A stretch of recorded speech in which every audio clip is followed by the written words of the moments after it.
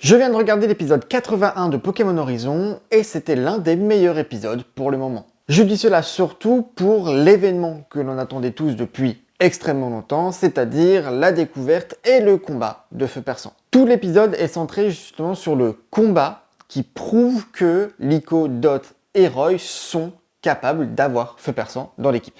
On voit vraiment un esprit d'équipe très fort entre ces quatre personnages si on prend en compte Fried. Et comme d'habitude, c'est Dot qui est le cerveau du groupe. Canarbello qui arrive même à apprendre une nouvelle attaque qui prouve que Liko est quand même assez en retard et Roy aussi.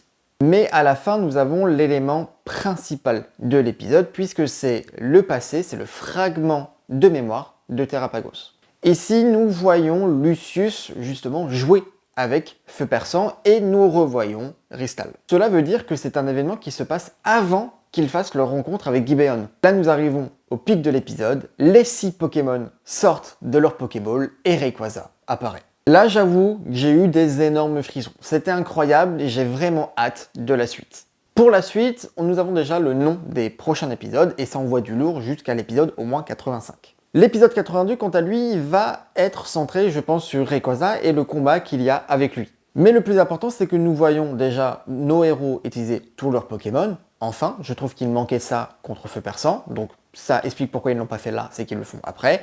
Et surtout, Liko utilise Terrapagos. Et elle n'utilise pas n'importe quelle forme de Terrapagos, elle utilise sa forme Terra Crystal. Et ça m'a hype de fou. N'hésite pas à me dire ce que toi tu as pensé de l'épisode, et on se retrouve du coup la semaine prochaine pour parler de l'épisode 82.